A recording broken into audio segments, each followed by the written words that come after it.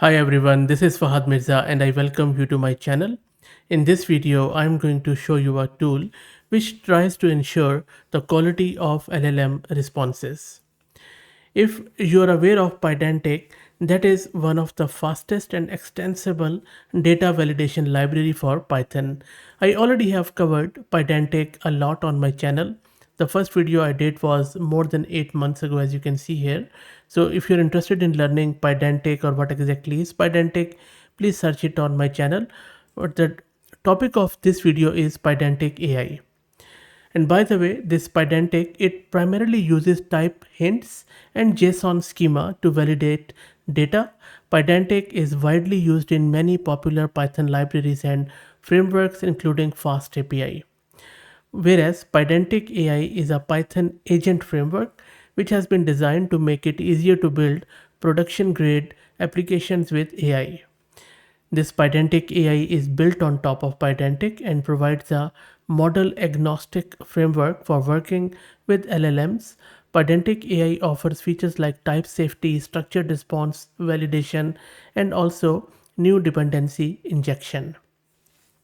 In this video, I am going to show you how to get it installed locally, and then we will also see an end-to-end example as how exactly this Pydantic AI is working. Before I do that, let me take you to my terminal, and this is my Ubuntu system. This Ubuntu system and the GPU has been very graciously sponsored by Mast Compute.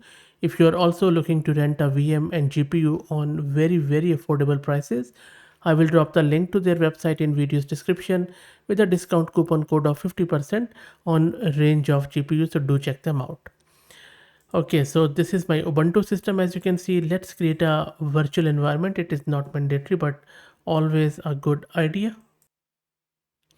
And now let me install the Pydantic. The command is very simple, pip install pydantic-ai. And not only it installs Pydantic, but it also installs some of the auxiliary libraries like OpenAI is one and Gemini and few other, I think Grok one. Currently, it works with the API based models, and I think maybe with few of the tinkering and stuff, few hacking, you might be able to run it with OpenAI's compatible models. But I think that is something which really needs to come out of the box support.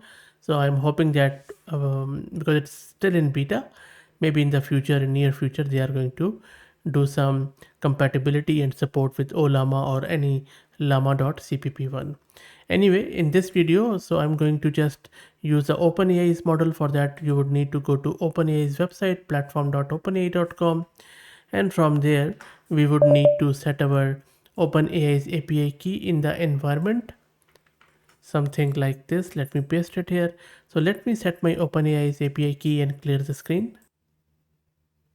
Okay, so everything is installed, API is set.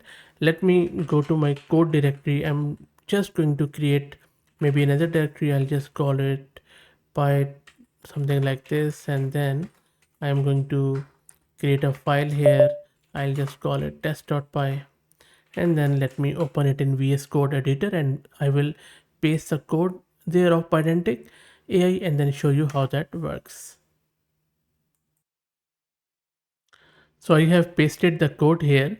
In this example, I am demonstrating how Pydantic AI can be used to build a mental health chatbot here. Now, if you look at this one, mostly I am using these decorators. In Python, a decorator is a special type of function that can modify or extend the behavior of another function.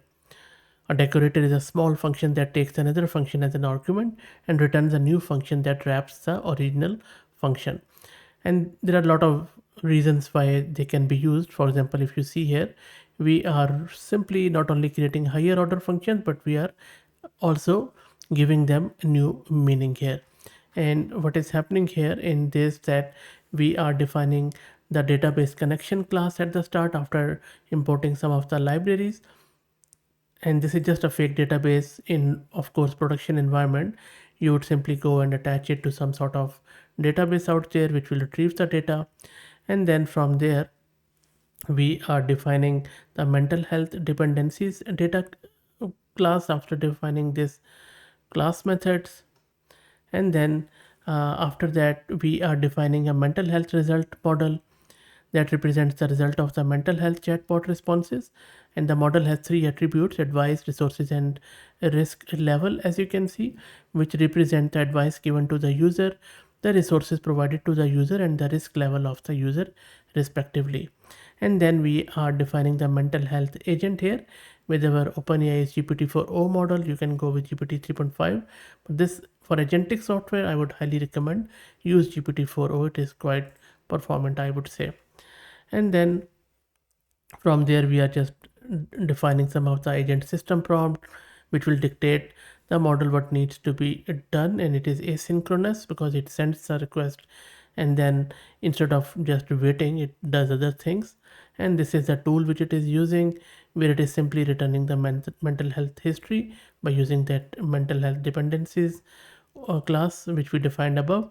And this is where we are calling it with different prompt. For example, there is advice: hello John, I understand you're feeling stressed, would you like some relaxation techniques? And then let me scroll to right, resources are these, crisis hotline, and these are the toolings. There you go. So it's very easy written, and this is the beauty of Pydantic, which it is not only making this one quite easy to understand, easy to write, very flexible, customizable, but the responses will be right according to what we have described above. So let me go to my terminal and now run this code. Let me clear the screen first. So this is a simple command which I am using Python 3 test.py to run this command. Let's see, it is going to call the model. There you go. So advice is, John, it's important to take time each day to relax and unwind. There you go. How good is that? So this is the risk level and everything it has given around the advice. And then there is another advice that it's important to take steps, and it has also provided us the reference. The beauty of this response is that not only it is right as per our prompt, but it has also given it in a very structured and validated format. So one thing is the structured one, where you see that it's advice, resources, and risk level. Also behind the scene, PydanticAI is providing automatic validation and error handling for the response data. For example, if the model response does not conform to the expected structure or data types, PydanticAI is going to raise an error. So this will really help you to catch and handle errors early on. And just imagine if you have hundreds of agents working independently, autonomously, then it becomes really important there. Also, as I said earlier, it supports strong typing and auto completion because it uses type hints and model auto completion. You can leverage strong typing and features in their IDE, in your IDEs. Also, I think one of the real good stuff which I also showed you is the code readability and maintainability. So all in all, real good stuff. I think things are improving, and now we are having more and more tools to program these agentic software with more clarity and more maintainability. Let me know what do you think about it. I will drop the link to it in video's description. If you like the content, please consider subscribing to the channel. If you are already subscribed, please share it among your network as it helps a lot. Thank you for watching.